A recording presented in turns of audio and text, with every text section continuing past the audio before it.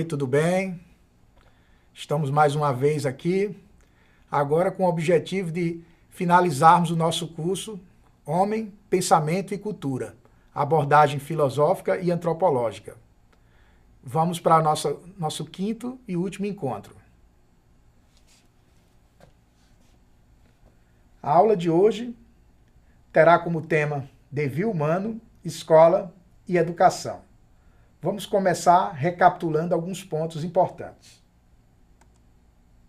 Primeiro, que o devir humano vai se fazendo pela linguagem, por meio do trabalho e através dos valores que partilhamos.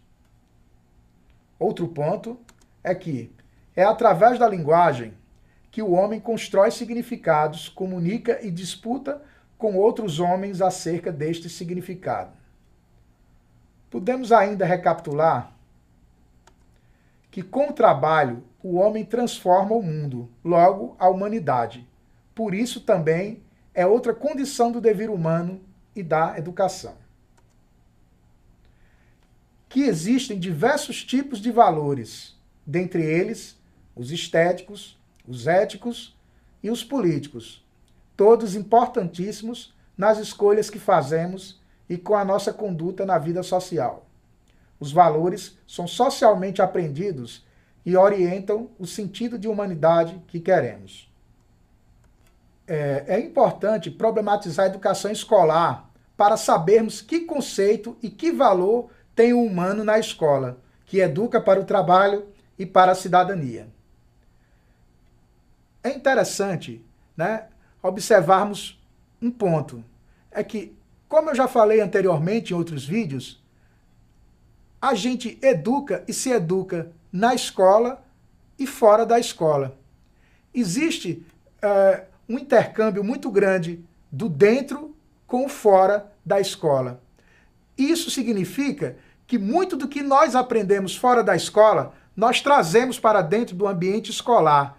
E muito do que nós aprendemos no ambiente escolar, nós levamos para fora da escola. Então, a educação, ela não se pauta somente nos muros da escola, e ela não fica só nos muros da escola. O que se fosse assim, não seria nada interessante. É como se a escola fosse um mundo à parte, e depois que você saísse da escola, voltasse a fazer as mesmas coisas. Não. O que você aprende fora da escola, você leva para dentro da escola. E o que você aprende dentro da escola, você leva para fora dos muros da escola. Então, realmente, esse processo de educação é muito complexo, né? E ele se dá de uma maneira dialética, tanto daqui para lá como de lá para cá. É importante nós termos isso em mente. Né? A educação se dá tanto dentro da escola como fora. Além do que é aprendido fora, é trazido para dentro e vice-versa. Só para reforçar.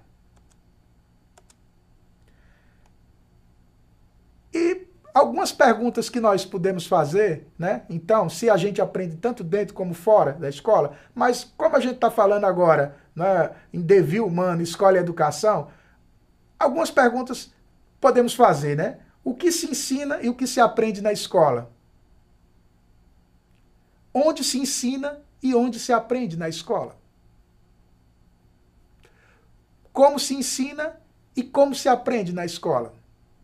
E quem ensina e quem aprende na escola? São questões que a gente vai procurar desenvolver a partir de agora. Nosso primeiro questionamento: o que se ensina e o que se aprende na escola? Podemos ver o seguinte, né? Na escola, de antemão, nós aprendemos conteúdos, né? Conhecimentos, nós aprendemos valores, nós aprendemos condutas, né? Mas só que a escola, ela faz isso, como eu falei em outros vídeos, de maneira sistemática, intencional, de maneira planejada. Isso implica que a escola, ela segue determinadas orientações, ela segue determinadas políticas educacionais que são elaboradas previamente. Então, a orientação dos parâmetros curriculares nacionais para o ensino fundamental, por exemplo, centra-se nos chamados temas transversais, como cidadania, ética, diversidade cultural, trabalho, meio ambiente, saúde e sexualidade. Já para o ensino médio, prevalecem os contextos do trabalho e da cidadania. Então, de maneira oficial, né, temos esses parâmetros curriculares nacionais, tanto para o ensino fundamental como para o ensino médio, que tem eixos norteadores. Mas isso não significa, e a proposta da nossa disciplina, se vocês observarem direitinho, né, o nosso livro texto, ele trata disso, de que existe essas questões oficiais que precisam realmente ser observadas, mas que existem questões que permeiam o cotidiano da escola e que essas questões do cotidiano precisam também, né, ser levadas em consideração na hora do nosso fazer educativo.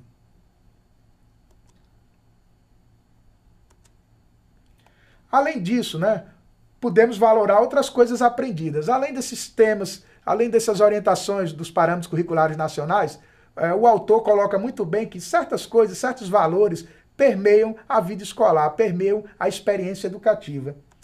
E que são eles? Na escola, as pessoas vivenciam o ler e o escrever, o escutar e o falar, o pensar, o fazer e o trabalhar, o criar e o sentir, o ensinar e aprender, vivenciam o decidir, o escolher e o valorar. Ou seja, vivenciam a possibilidade de criarem o seu próprio mundo a partir do devir humano. Em outras palavras, vivenciamos muitas coisas na escola. São muitas experiências que nós temos na escola, muitas possibilidades de aprendermos e de ensinarmos.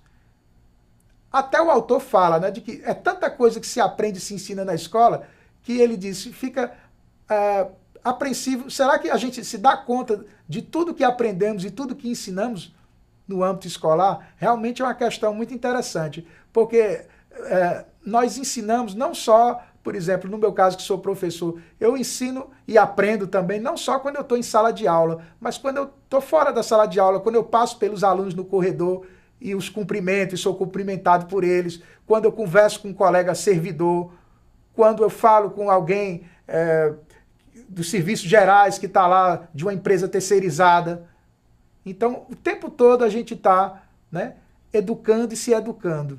Realmente, são tantas coisas que acontecem, o ambiente escolar é tão complexo e as oportunidades da gente aprender são tantas, da gente transformar a sociedade são tantas, principalmente através do diálogo, através dessa característica humana, que é o uso dessa linguagem simbólica, que realmente é uma coisa que a gente tem que o tempo todo estar atento para isso.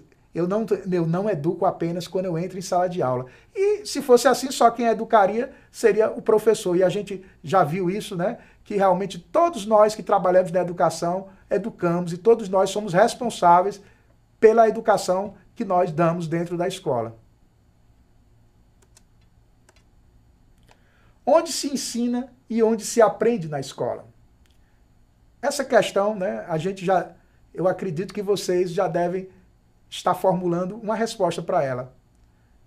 Imagina até que vocês já devem estar dizendo, qualquer lugar da escola, em qualquer ambiente, em qualquer setor, a gente aprende e a gente ensina na escola. Não só dentro da sala de aula o professor, mas eu como merendeira, eu como secretária, eu como responsável pela informática, eu como funcionário da secretaria que emito documentos, mas eu também educo, porque eu estou lidando com alunos, com pais de alunos, com outros colegas, eu interajo também com eles, eu me comunico com eles, e através dessa comunicação, dessa linguagem, a gente está negociando valores, a gente está concordando e discordando, a gente está trabalhando e a gente está transformando, impulsionando o devir humano. A escola é um espaço constituído de uma multiplicidade de ambientes diferentes nos quais a sua comunidade interage, onde todos se educam através do diálogo, do trabalho, dos valores que apreciam. Então isso só vem a corroborar o que eu falei agora. A gente precisa desmistificar, precisa quebrar essa mística de que o local do aprendizado, o local onde as pessoas vão para aprender é só a sala de aula. O meu trabalho não tem nada a ver com a educação, eu apenas sou um funcionário que desempenha uma função que é preparar a merenda, que é limpar o colégio, que é emitir documentos, que é guardar a escola, enfim. Não é bem assim. No meu trabalho eu também educo, e eu também me educo. Então, meu trabalho, eu tenho que entender que ele transforma a sociedade. Eu posso fazê-lo de uma maneira consciente ou de uma maneira alienada, como a gente já viu em capítulos anteriores. Mas, de qualquer forma, eu estou transformando a natureza humana, eu estou transformando, estou impulsionando o devir humano através do meu trabalho, através de como eu lido com o que eu faço, através dos valores que eu acredito e que eu tento repassar para as outras pessoas e dos valores que eu escuto elas falando, ora concordando, ora não, mas sempre negociando significados através do diálogo. Como se ensina e como se aprende na escola? Primeiramente, pelo exemplo prático, pela vivência observada e compartilhada com os outros, intencional ou espontaneamente. Existe uma frase que eu gosto muito dela, que ela diz assim: a palavra convence, mas o exemplo arrasta. Então, muito mais do que pelas palavras, mas pelo nosso exemplo, pela nossa conduta, a gente educa. De que adianta o aluno, né, assistir uma aula minha falando de ética e eu pegando esses pensadores consagrados pela tradição filosófica, Platão, Aristóteles, Kant, e de repente eu dou aquela aula, né, magnífica, mas quando sai da escola, o aluno me pega avançando o sinal vermelho. E ele vai dizer: puxa vida, a aula do professor Maurílio foi tão bonita, as palavras que ele falou foram tão belas, mas olha o que ele fez assim que saiu, que terminou a aula de ética, ultrapassou o sinal vermelho. Então, sinceramente, eu acho que eu não devo levar muito a sério o que ele fala. São só palavras, né? Então, realmente, a palavra convence, mas o exemplo arrasta. Essa história de que faço o que eu digo, mas não faço o que eu faço, isso tem que ser muito questionado, principalmente na educação.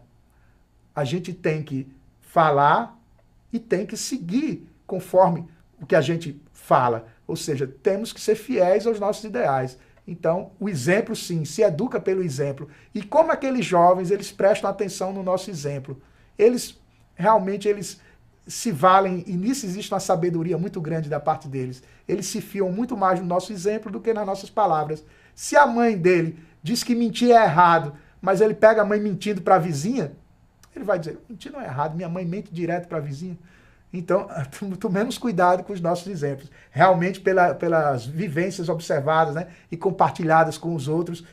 Só que eu posso fazer isso de forma intencional ou de forma espontânea, mas eu estou sendo observado pelo meu exemplo. Eu posso, de propósito, usar a minha conduta para que as pessoas vejam que o que eu digo eu faço. Isso é uma forma intencional, mas às vezes, sem querer, eu posso estar mostrando para eles que o que eu digo eu faço.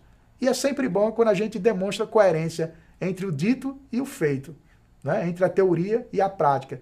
Não adianta nada você dizer: fulano muito bom na teoria, mas na prática estamos cheios desses discursos, né? Um exemplo claro disso são os nossos políticos. No discurso, todos eles são muito honestos, muito competentes, muito dedicados ao bem comum, mas a gente percebe claramente que ninguém é tolo, que na prática as coisas não são assim.